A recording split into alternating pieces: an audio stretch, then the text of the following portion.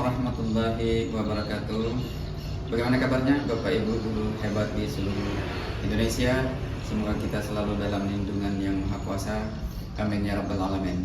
Perkenalkan, nama saya Sahabuddin N, guru pendidikan agama Islam di SMP Negeri 1 Tenggarong Seberang, sekaligus mahasiswa PPG dalam jabatan angkatan pertama tahun 2025 di LPTK UIMSI Samarinda.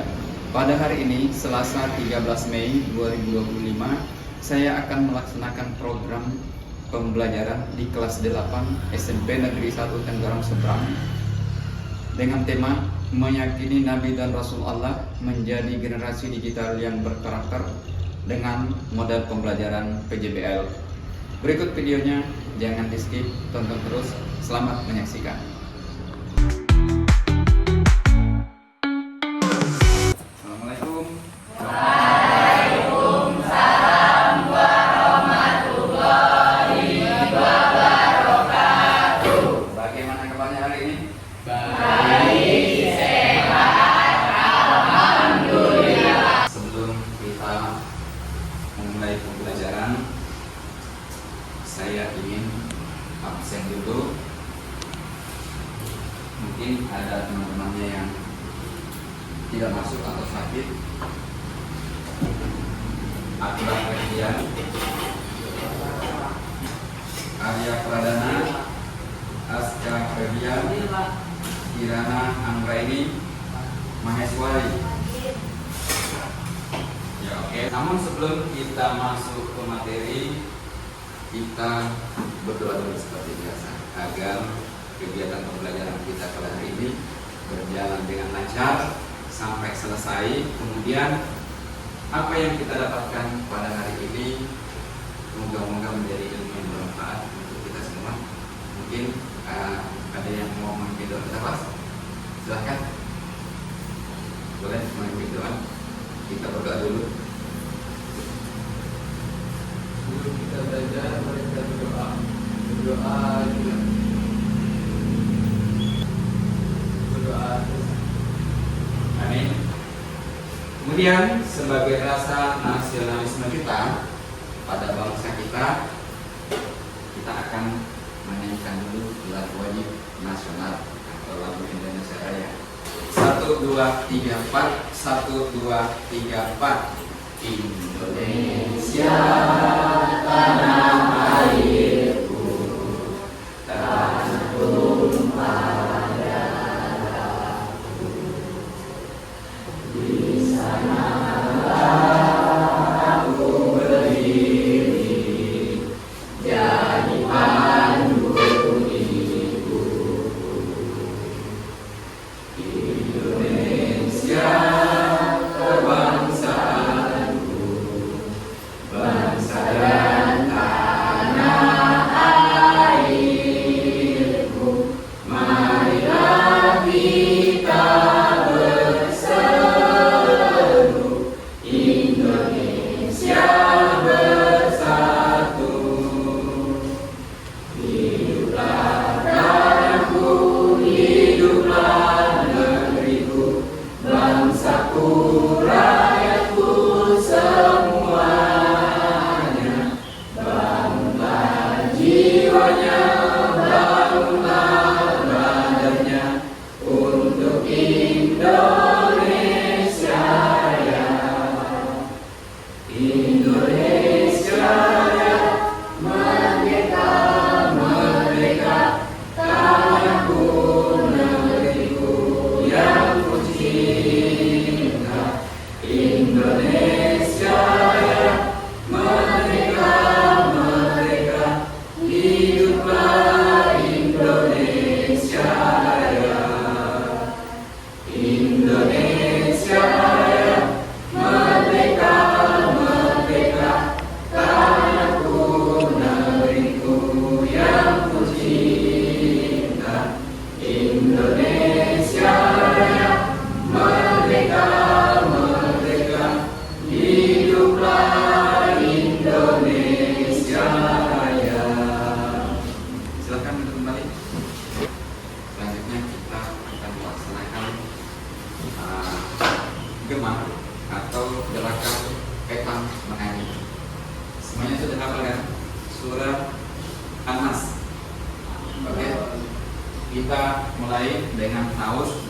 A'udzu billahi minasyaitonir rajim. Bismillahirrahmanirrahim.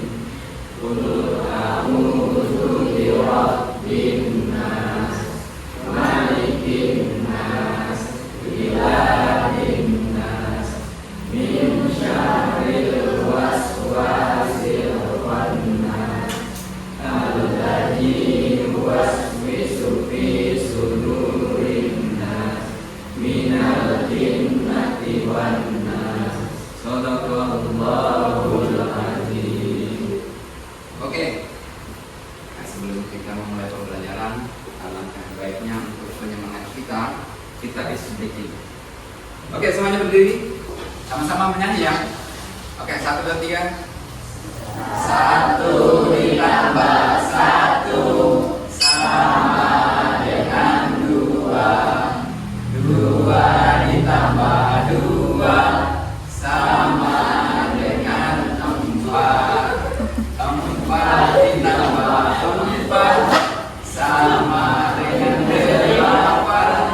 Ayo, 8 ditambah 8 sama dengan 16.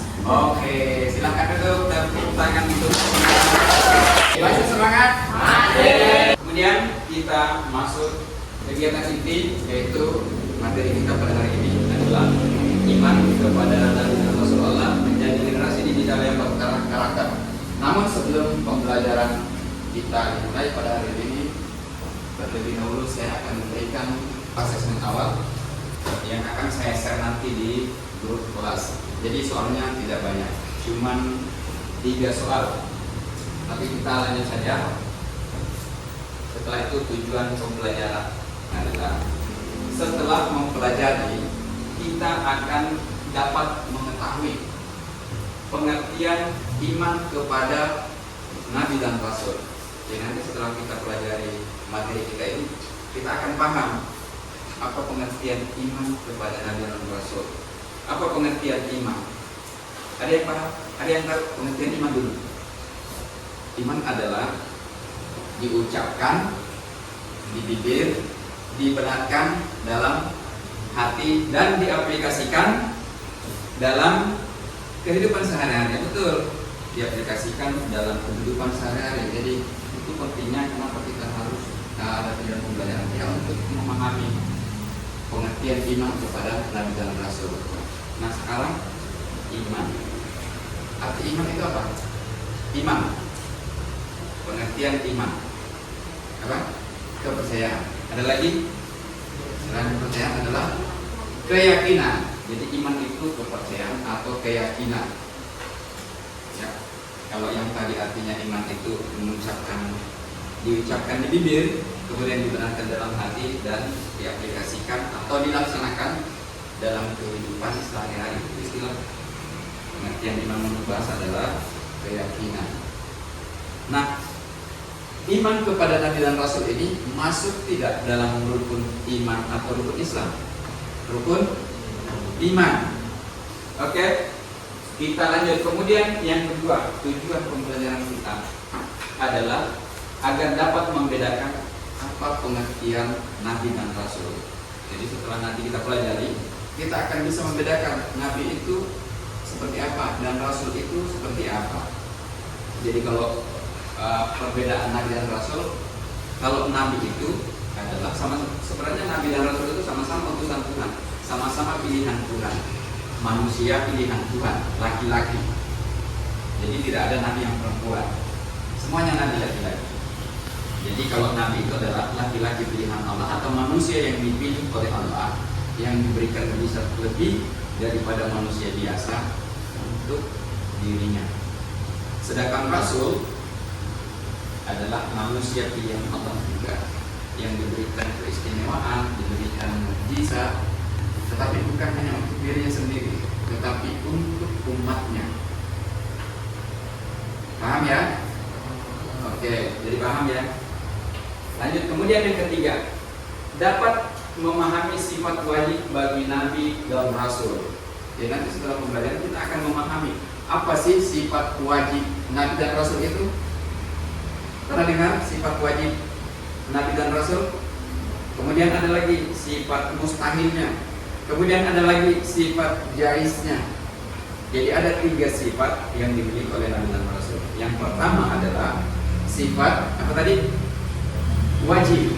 Sifat wajib dimiliki oleh nabi dan rasul. Kemudian yang kedua sifat mustahil, sifat yang tidak akan mungkin ada pada diri seorang nabi atau rasul, beda dengan kita. Kemudian yang ketiga adalah sifat jaiz yang dimiliki oleh nabi dan rasul. Kemudian yang keempat, setelah kita pahami sifat wajib nabi dan rasul, kita akan bisa meneladani. Artinya apa?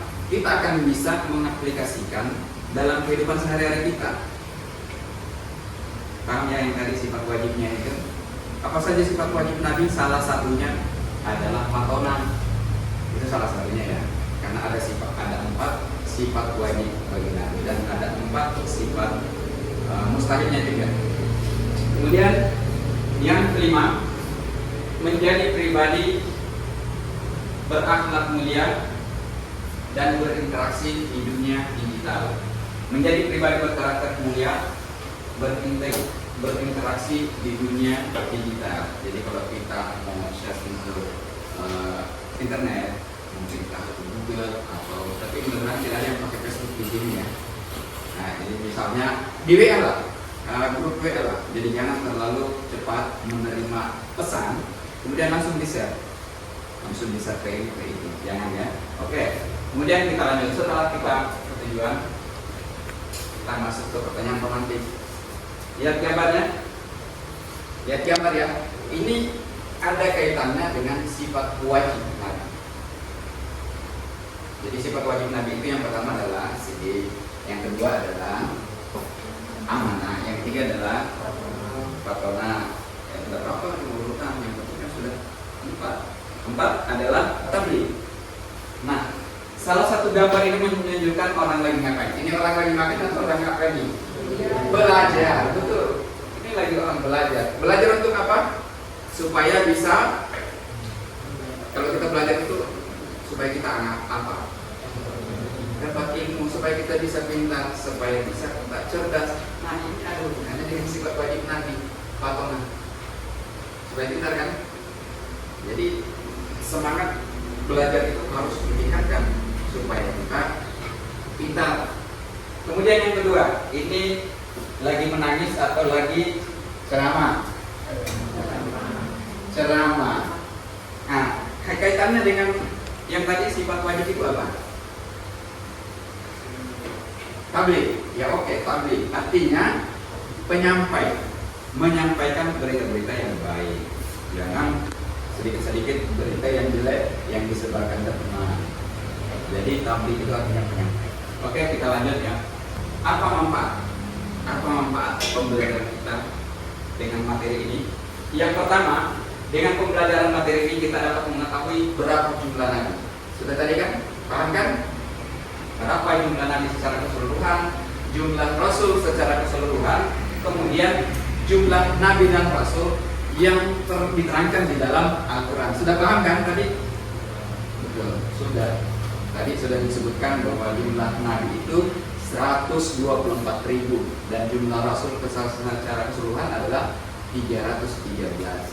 Kemudian jumlah nabi yang diterangkan di dalam Al-Quran adalah 25. Oke, lanjut. Kemudian yang kedua, memahami sifat-sifat wajib nabi dan rasul. Tetapi apakah hanya cukup untuk memahami saja? Apakah kita belajar itu, oh yang penting kan saya sudah paham bahwa sifat wajib nabi itu ada 4. Yang pertama ini, itu, dan seterusnya. Apakah cukup sampai di situ saja? Tidak. Seharusnya bagaimana?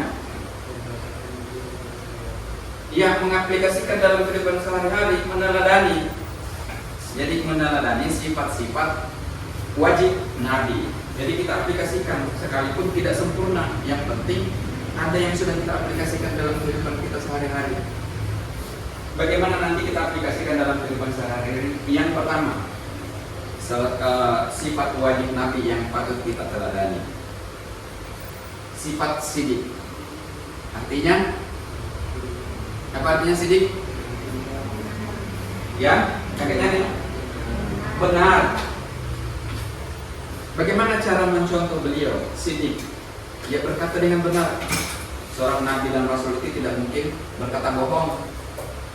Nabi itu semua yang diucapkan Nabi itu adalah kebenaran. Para Nabi dan Rasul selalu berkata benar, baik dalam menyampaikan wahyu maupun dalam perkataannya sehari-hari. Kemudian yang kedua yang harus kita teladani sifat wajib Nabi adalah apa? Amanah. Artinya terpercaya. Jadi amanah artinya terpercaya. Para Nabi dan Rasul adalah orang yang menjaga kepercayaan yang diberikan kepadanya, baik itu yang diberikan kepada Allah maupun yang diberikan oleh manusia biasa, tetap dia dipercaya. Para Nabi dan Rasul selalu diberikan kepercayaan kepada, artinya maksudnya Rasul menjaga amanah itu diberikan kepercayaan kepada orang, dia akan selalu menjaga. Beda dengan kita manusia biasa, kadang-kadang menjaga, kadang-kadang tidak. Itulah beda. Ada yang biasa melanggar amanah, ada? Tidak ada. Alhamdulillah kalau tidak ada ya. Oke, lanjut. Kemudian yang ketiga, tabligh. Nah, ada hubungannya tadi ya. Tabligh. Apa itu tabligh? Menyampaikan. Jadi para Nabi dan Rasul itu selalu menyampaikan atau senantiasa menyampaikan semua wahyu yang menjadi tugas dan tanggung jawabnya kepada umat manusia secara utuh. Jadi akan selalu memberikan pemahaman kepada seluruh manusia bahwa ini jalan kebenaran. Jangan seperti ini, karena ini dilarang. Jadi menyampaikan bahwa kamu harus bertakwa hanya kepada Allah. Laksanakan perintah Allah dan jauhi larangannya. Makanya ada namanya pemberi peringatan. Ya, Nabi itu memberikan peringatan kepada umat manusia, termasuk Nabi kita Muhammad SAW memberikan peringatan kepada kita bahwa inilah ini jalan yang benar. Kita harus bertakwa, kita harus bertakwa kepada Allah, menjalankan semua perintahnya dan menjauhi semua larangannya. Kemudian yang terakhir, yang keempat maksudnya, sifat wajib yang dimiliki oleh Nabi adalah fatona, artinya cerdas.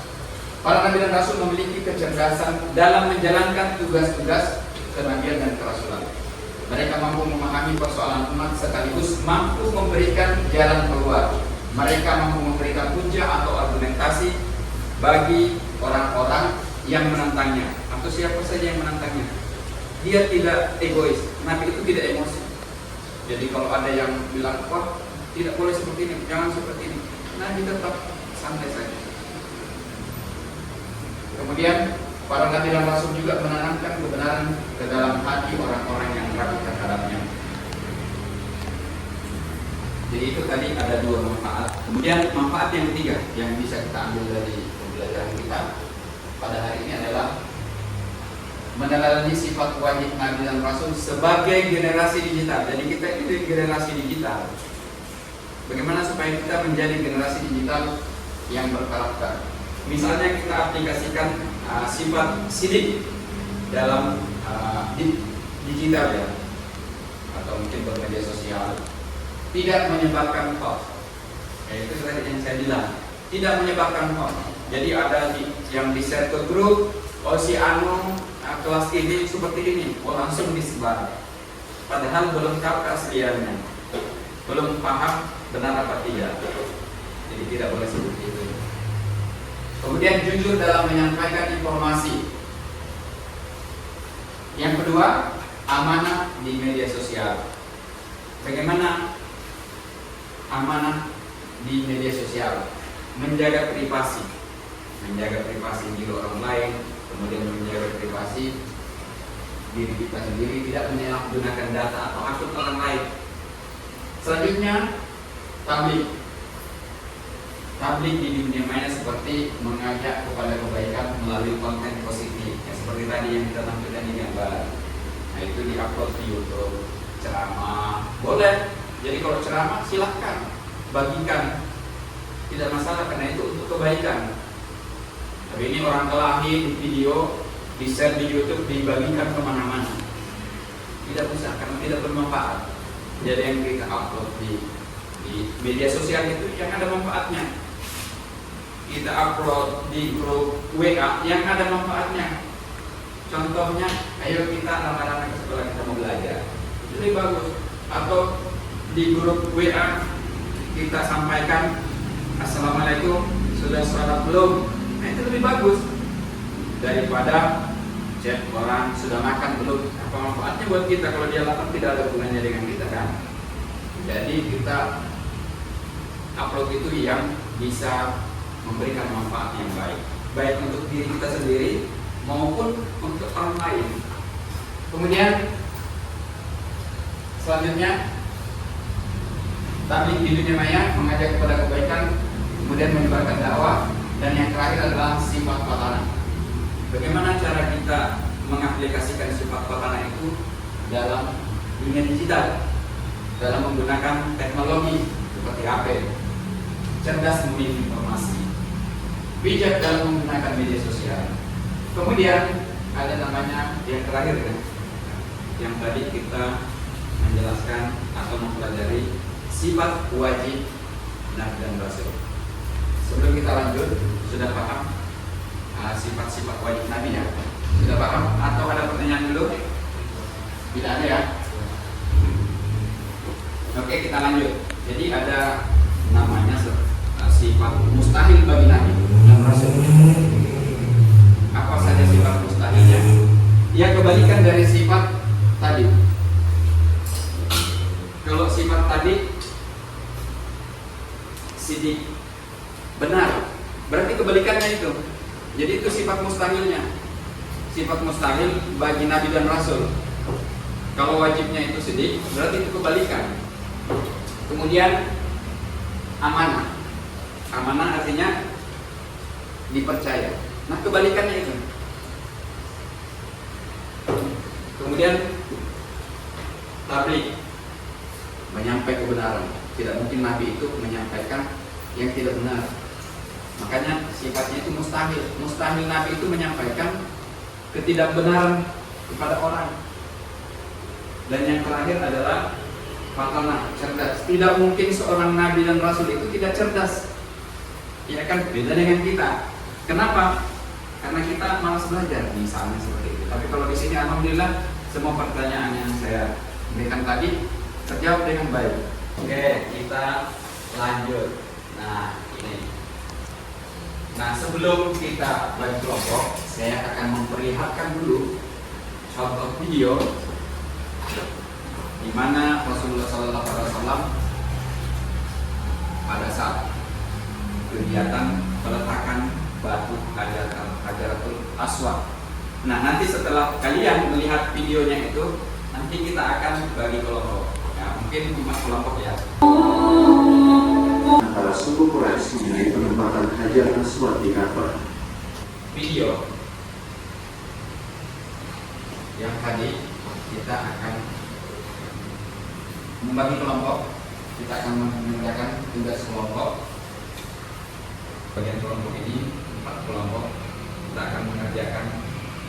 Saya akan bagi yang pertama sifat baginya itu sidik, kemudian amanah, tablik, dan fatana. Yuk kita bagi kelompok dulu.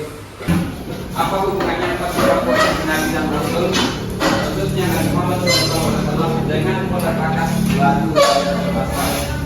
Kemudian apa hikmah dan pembelajaran yang dapat dipetik dari video tersebut? Oke, kita akan bagi kelompok. Yang ini sidik, kemudian kelompok 2 amanah, kelompok 3 tablik, dan kelompok 4 fatana. Boleh berbagi.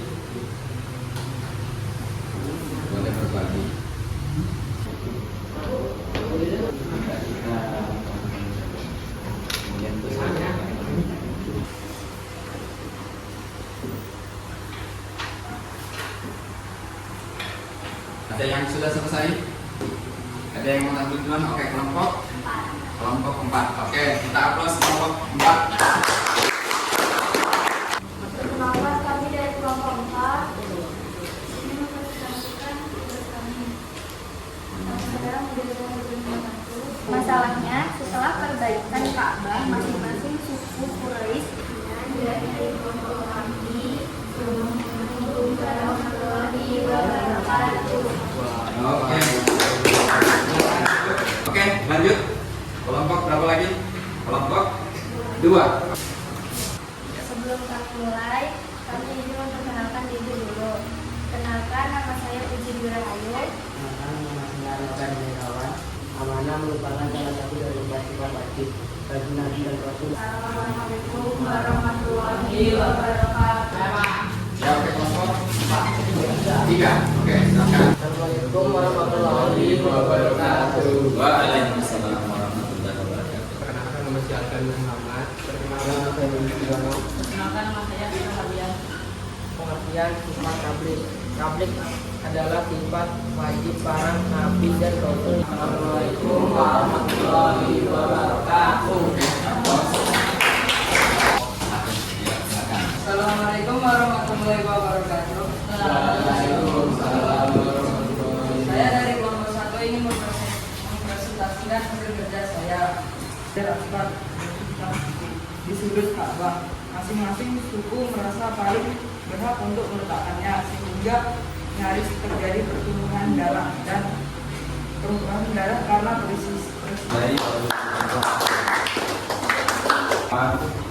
3, kelompok 2, kelompok 1 kerjasama yang sangat bagus dari masing-masing kelompok. Kelompok 1 tadi sidik ya, sidik.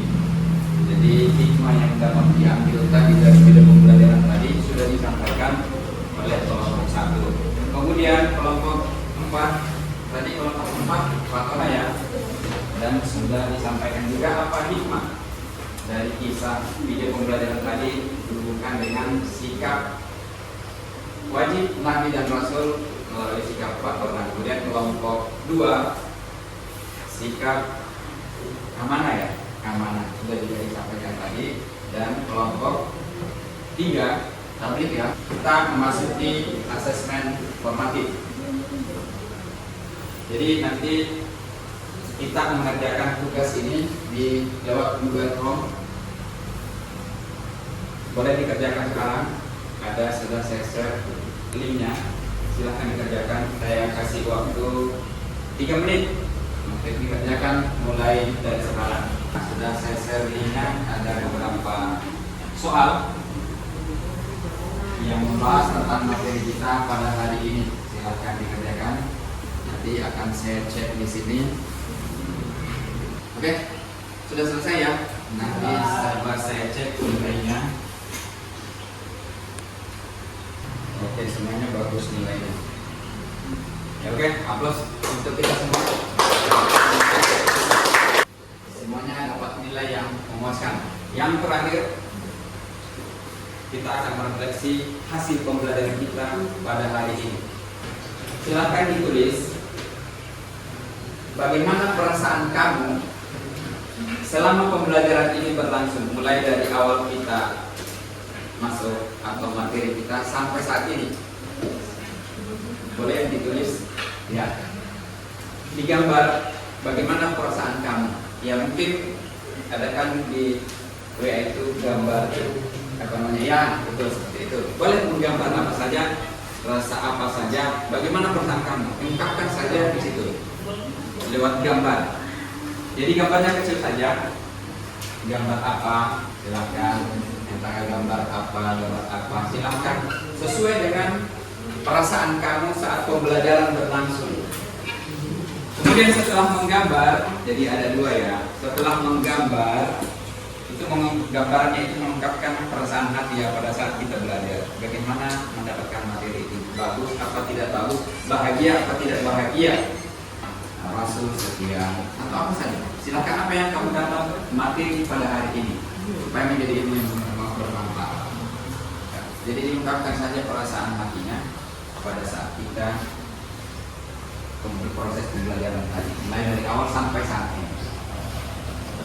Kemudian ditulis sangat senang, boleh disetor ke ketua kelompok, nanti ketua kelompoknya.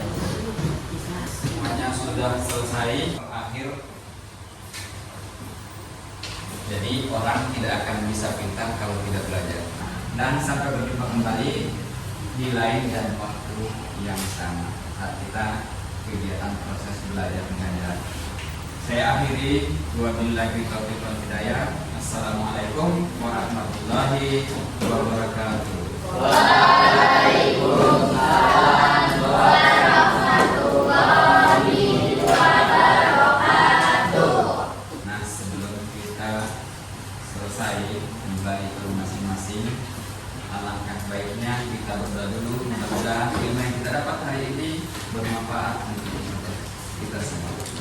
Amin ya rabbal alamin. Silakan berdoa sebelum kita kembali.